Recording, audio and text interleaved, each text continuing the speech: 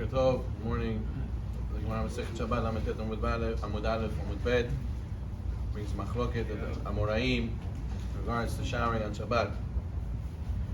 The Gemara follows like the Halacha follows like the opinion of Rabbi Yehuda that a person is not allowed to shower on Shabbat with hot water, even if the water was heated from before Shabbat.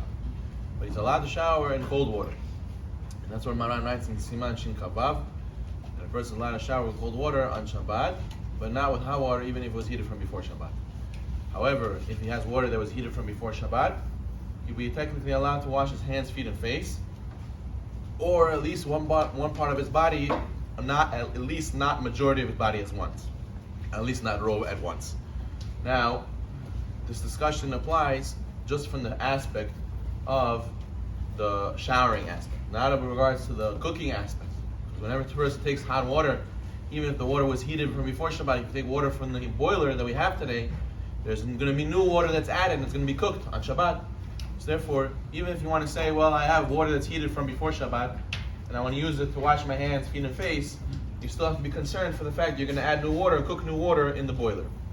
So therefore, it comes out that Lemaaseh, a person who's sweaty in the summer, wants to take a shower on Shabbat, well, you'll only be allowed to take a cold shower. And when we say cold shower, it means that it's all the way on the cold side, not it's lukewarm.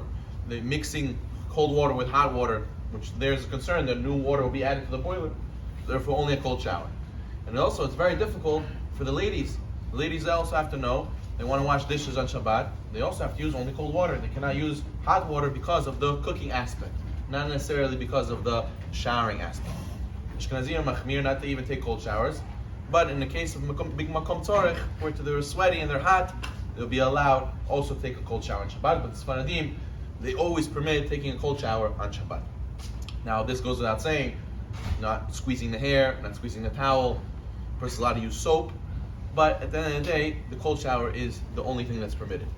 Now, in regards to the story for the Shabbat,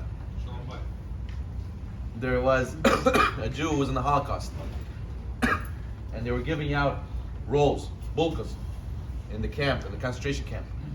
And he was excited, he waited in line like everybody else to get a bulka, finally something like food. They never saw something like this in a long time.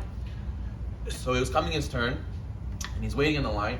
All of a sudden, a bunch of Polish workers pushed him aside, and they cut the line. And by the time he got to the basket, all the bulkas were gone. There was no more bulkas. And he said, how can it be? Why did this happen to me?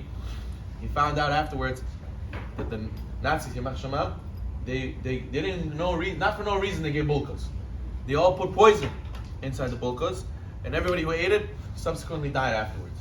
So he saw how because he didn't fight with them Polish workers, he was vatran, he was giving in, and he let them go, Hashem saved his life.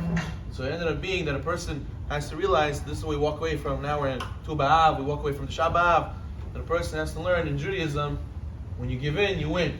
In the outside, they say, no, fight, you have to stand up. No.